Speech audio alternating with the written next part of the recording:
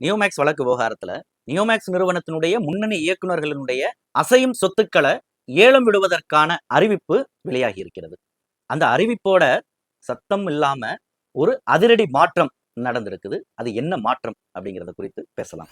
நம்மளுடைய இந்த அங்குசம் அறம் சேனலுக்கு முதல் முறையாக பார்வையாளரா நீங்க வந்திருந்தீங்க அப்படின்னு சொன்னா முதல்ல அங்குசம் அறம் சேனலை சப்ஸ்கிரைப் பண்ணுங்க.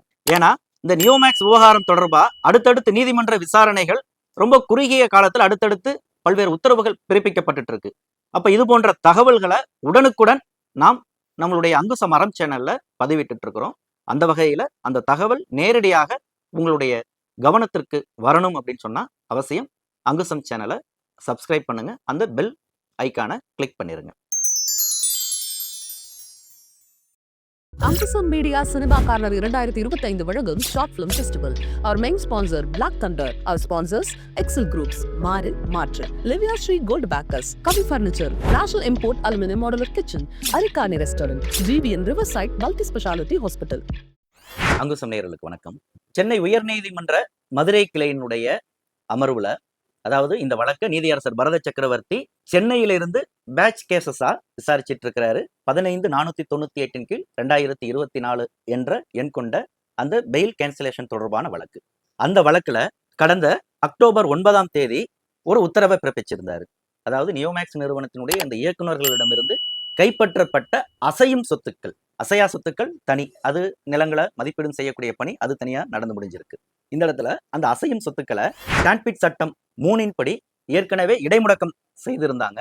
அந்த இடைமுடக்கம் செய்யப்பட்ட அந்த சொத்துக்களை பொது ஏலத்தின் வழியாக ஏலம் விட்டு அந்த தொகையை வைப்பு தொகையாக பாதிக்கப்பட்ட முதலீட்டாளர்களுக்கு பிரித்து கொடுப்பதற்கு ஏதுவாக இந்த ஏலத்துக்கான அறிவிப்பு வெளியாகி இருக்கு. ஒண்ணு, கார்கள் மற்றும் இருசக்கர வாகனங்கள்.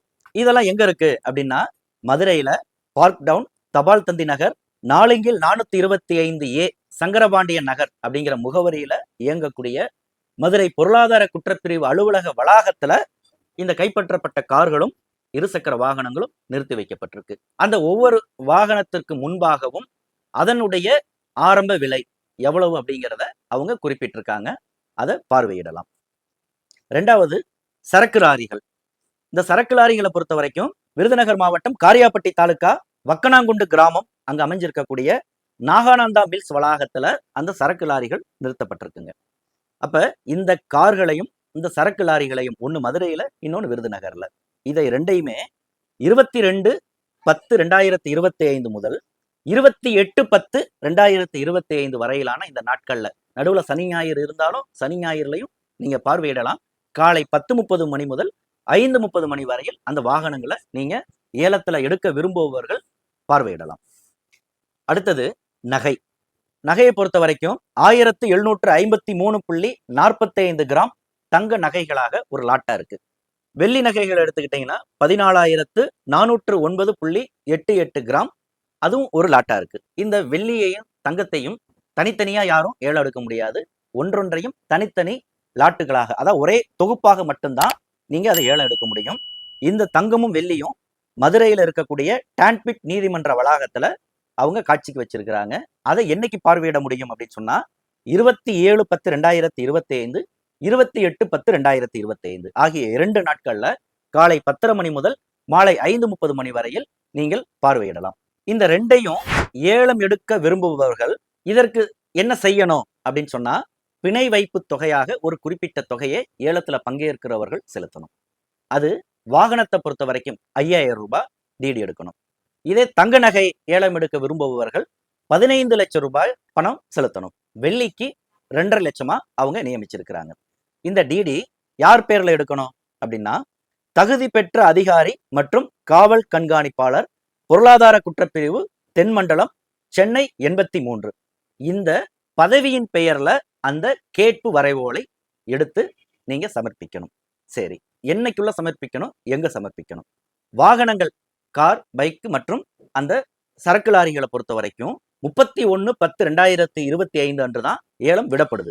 அப்ப அதற்கு முன்னதாக 30/10/2025 அன்னைக்கு சாயந்தரம் 5 மணிக்குள்ளார சீலிடப்பட்ட கவரை அது மேல நீங்க வாகனத்துக்காக அந்த ஏலத்தை நீங்க குறிப்பிடுறீங்க அப்படின்னா மேல வாகனங்களுக்காக எழுதணும். தங்க நகை அப்படின்னு சொன்னா தங்க நகைன்னு எழுதணும். வெள்ளி நகைனா வெள்ளி நகைக்காக எழுதணும். அப்படி ஒன்னொன்னையும் நீங்க மேல கவர்ல எழுதி வாகனங்களுக்காக சமர்ப்பிக்க விரும்புபவர்கள் அந்த 5000 டிடியோட 30/10/2025 சாயந்தரம் 5 மணிக்குள்ளார தகுதி பெற்ற அதிகாரி காவல் கண்காணிப்பாளர் பொருளாதார குற்றப்பிரிவு தென்மண்டலம் எண் 2 காவலர் பயிற்சி கல்லூரி வளாகம் அசோக் நகர் சென்னை 6,83,000 அந்த முகவரிக்கு சேர்ந்து விடும்படி தபாலிலோ நேரிலோ நீங்க சமர்ப்பிச்சிடணும். அதனுடைய கட் ஆஃப் டேட்டு 30/10 மாலை 5 மணி.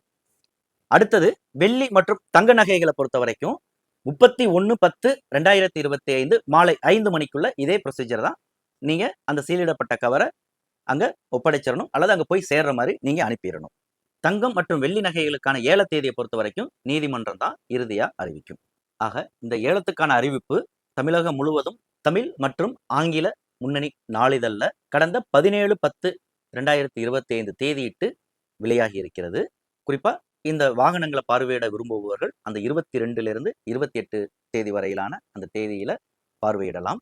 இந்த அறிவிப்பை யார் வெளியிட்டிருக்கிறாங்க அப்படின்னா பொருளாதார குற்றப்பிரிவினுடைய சார்பா இந்த வழக்கினுடைய தகுதி பெற்ற அதிகாரி மற்றும் காவல் கண்காணிப்பாளர் டாக்டர் கே சரவணகுமார் அவரது பெயர்ல தான் இந்த அறிவிப்பு வெளியாகி இருக்கு.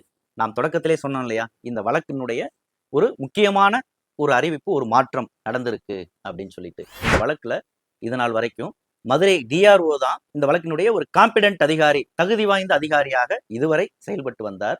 இனி இந்த வழக்குல தகுதி பெற்ற அதிகாரியாக ஈவடபிள்யூ போலீசாரினுடைய அந்த தென்மண்டலத்துக்கான எஸ்பி டாக்டர் கே சரவணகுமார் அவர்தான் இனி இந்த வழக்குல காம்பிடென்ட் அதிகாரி. அப்ப இந்த நியோமேக்ஸ் வழக்கு தொடர்பான சொத்துக்களை அட்டாச் செய்வதிலிருந்து ஏலம் விடுவதிலிருந்து ஏலம் விடப்பட்ட சொத்துக்களை பாதிக்கப்பட்ட முதலீட்டாளர்களுக்கு பிரித்து கொடுப்பதற்கான இந்த நடைமுறைகள் அனைத்தையும் இனி அவருடைய மேற்பார்வையில நடக்க இருக்குது அப்படிங்கிறது தான் அந்த மாற்றம்.